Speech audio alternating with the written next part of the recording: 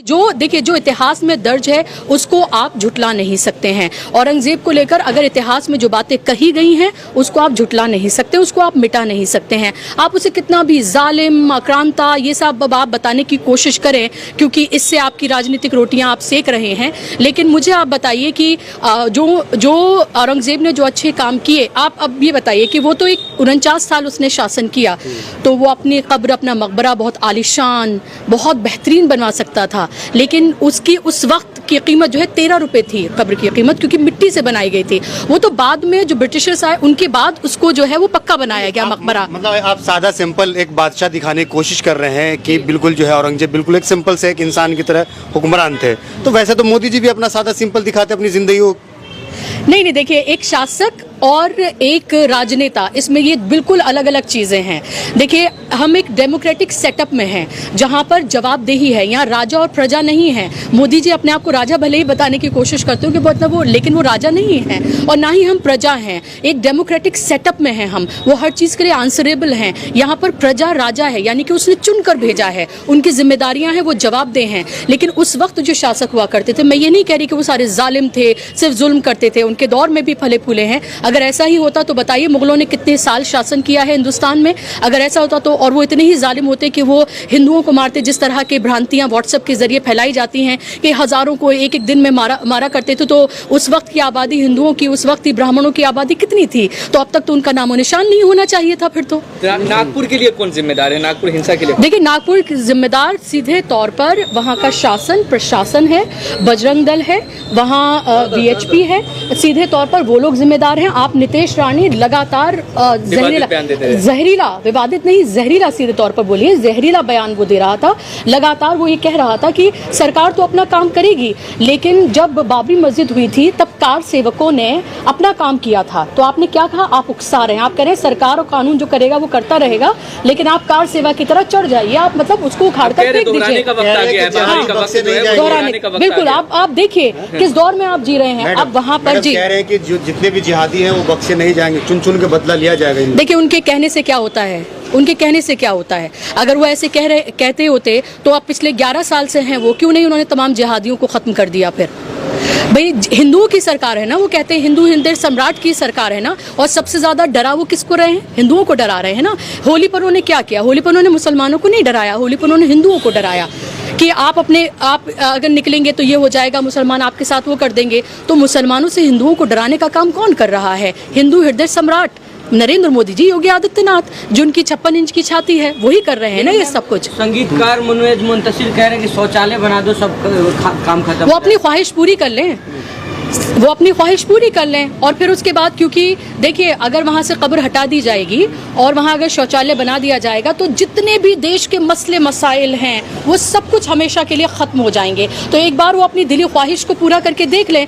और कौन रोक रहा है? केंद्र में उनकी सरकार है, राज्य में उनकी सरकार है, तो उनको कौन रोक रहा है? डबल इंजन की सरकार है ना। और वहाँ पर महाराष्ट्र में तो वो भारतीय जनता पार्टी, अकेली पार्टी जो है वो इतने बड़े बहुमत से आई है कि उनको दूसरी पार्टियों की इतनी ज़रूरत भी नहीं है। देवेंद्र फडणवीस लगातार इस तरह के बयान दे रहे हैं कि कब्र को हटाया जाए, ये उनकी भी ख्वाहिश है, लेकिन वो कह रहे हैं क्योंकि हाँ, ASI का संरक्षण उसको प्राप्त है, तो कानूनी वो इस पर राय लेंगे, तो वो अपनी ख्वाहिश को पूरा करें एक बार, वंस एंड फॉर ऑल करके दिखा दें इसको। और फिर आप देखें कि उसके बाद जितने भी हिंदू हैं वो तमाम 80% जो आबादी है वो पूरी तरीके से सेफ हो जाएगी, सिलेंडर सस्ता हो जाएगा, महंगाई खत्म हो जाएगी, बेरोजगारी दूर हो जाएगी, तमाम तरफ से खुशहाली होगी, हरियाली होगी, और सिर्फ मोदी जी की वाहवाही करेंगे। की बात आती है तो फिर ताजमहल, लाल किला की भी बात आने लगती है। जी बिल्कुल, तो फिर उसको भी करिए, वहाँ पर भी तो एक मकबरा है ना।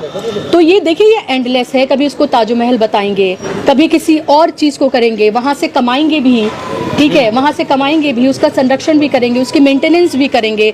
लेकिन जो व्हाट्सएप के जरिए जो तमाम चीज़ें लोगों तक पहुँचाई जाती हैं वो नफरत कहाँ से परोसेंगे? तो यही तमाम खबरें तो है ना, यही तमाम खबरें आपके व्हाट्सएप के जरिए हर रोज़ आपके घरों तक पहुँचाई जाती हैं, और घरों तक पहुँचाकर आपके दिमाग को कुंद कर दिया गया है। आपको पढ़ाई से दूर किया जा रहा है, आपको किताबों से दूर किया जा रहा है, आपको रीजनिंग से दूर किया जा रहा है, ताकि आप सवाल ना पूछें। सवाल पूछेंगे तो मोदी जी मुश्किल में आएंगे, मोदी जी मुश्किल में आएंगे, तो जाहिर सी बात है कि फिर क्या होगा, जो जितने 400 पार की बात करते थे 240 पर सिमट गए, और तब सिमटे जब इलेक्शन कमीशन उनकी पार्टी बनकर काम कर रहा है, संवैधानिक संस्थाएं उनके साथ हैं, लेवल प्लेइंग फील्ड कोई विपक्ष के पास नहीं है, कुछ नहीं है, तब ये सब कुछ हो रहा है। तो आप ये समझिए कि अयोध्या हार गई, इसकी टीस है उनके दिल में बहुत कि वो अयोध्या हार गए। वो अयोध्या जिसको उन्होंने लेबोरेटरी बनाया पूरे देश में नफरत फैलाने के लिए, वो अयोध्या वो हार जाते हैं। नागपुर में जो हिंसा हुआ उसके पीछे किसका हाथ हो सकता है? देखिए, हाथ किसका है, ये तो ट्रिगर किया जा रहा है ना। ये तो अगर ट्रिगर बार बार किया जाएगा, मुसलमानों को उकसाया जाएगा, अगर आयतें लिखे हुए उस पूरे कपड़े को, चादर को अगर उसको पैरों से कुचला जाएगा, उसको आग के हवाले किया जाएगा। रमजान का महीना है, थोड़े इमोशनली चार्ज मुसलमान रहते हैं इस वक्त में। अगर इस तरह की तमाम चीजें की जाएंगी, मैं ये नहीं कह रही कि किसी भी तरह से आप पत्थरबाजी करें, कुछ भी करें, जिसके अभी कोई सबूत नहीं है, तो इसलिए इस पर कोई बात नहीं करूंगी। लेकिन ये जरूर है कि जो तमाम चीजें बार बार की ही इसलिए जा रही हैं कि उसका जो ट्रिगर इसलिए किया जा रहा है, ताकि प्रोवोक किया जा रहा है, ताकि मुसलमान इसका जवाब दें, और जवाब देंगे तो दंगे भड़केंगे तो मुसलमानों को और गिरफ्तार किया जाएगा। और अभी भी आप देखिए, जहां कहीं भी कुछ भी होता है, जालिम मजलूम भी मुसलमान है और जालिम भी उसे बताया जाता है, गिरफ्तार भी वही होता है और जुल्म भी उस पर होता है, घर भी उसके ढाए जाते हैं और गिरफ्तार भी उसी को किया जाता है। दंगे में उसका नुकसान हो, लेकिन जो दूसरी पार्टी है, इसीलिए तो उनके हौसले बुलंद हैं, क्योंकि उनको लगता है सरकार उनके साथ है, प्रशासन उनके साथ है, अदालतों से भी कहीं ना कहीं इंसाफ उनके हक में जाता हुआ नजर आता है, तो इसीलिए उनके हौसले बुलंद कह रहे हैं कि जो मूवी आई है छावा, मुझे लगता है उसके खिलाफ, उसके आने के बाद जो औरंगजेब के प्रति ज्यादा गुस्सा भड़का है।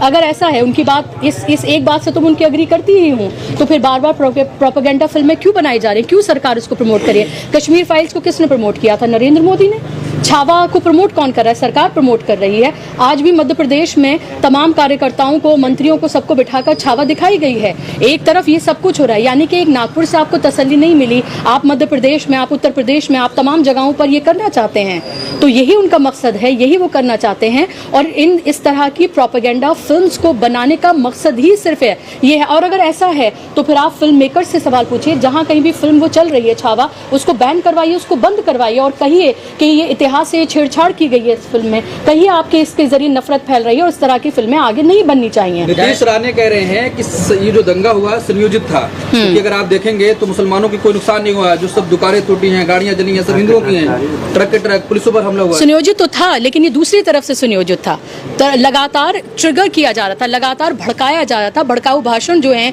वो लगातार दिए जा रहे थे। और नीतीश राणा का की ये ऑडेसिटी है कि वो ये सब कुछ कह सकें, क्योंकि नीतीश राणा तो लगातार, वो मंत्री हैं, वो कोई फ्रिंज एलिमेंट नहीं है, वो कोई सिर्फ एमएलए नहीं है, बल्कि वो मंत्री हैं और लगातार वो इसी तरह के बयान दे रहे हैं। सबसे पहले तो सरकार को उनकी गिरफ्तारी करनी चाहिए, और इस तरह के जितने, अगर वाकई में वो चाहते हैं, पीस की बात कर रहे हैं कि अब पीस कायम करें, तो अगर वाकई में वो चाहते हैं पीस कायम हो, तो सबसे पहले जो इस तरह के भड़काऊ बयान दे रहे हैं उन सबको जेल के सलाखों में। आखिरी सवाल लेकर के बात को खत्म करेंगे कि उन्होंने पहले कहा था कि हम बाबरी मस्जिद को तोड़ेंगे और उन्होंने तोड़ दिया। अब कह रहे हैं कि हम जो औरंगजेब की जो कब्र है उसको हम तोड़ेंगे। ऐसा लोग कह रहे हैं कि वो तोड़ के ही मानेंगे। तो क्या लग रहा है कि औरंगजेब की जो कब्र अगर वहाँ पे टूटता है तो जो भारत के मुसलमान हैं उन्हें तकलीफ होगी, उन्हें इन चीज़ों से फर्क पड़ेगा या नहीं?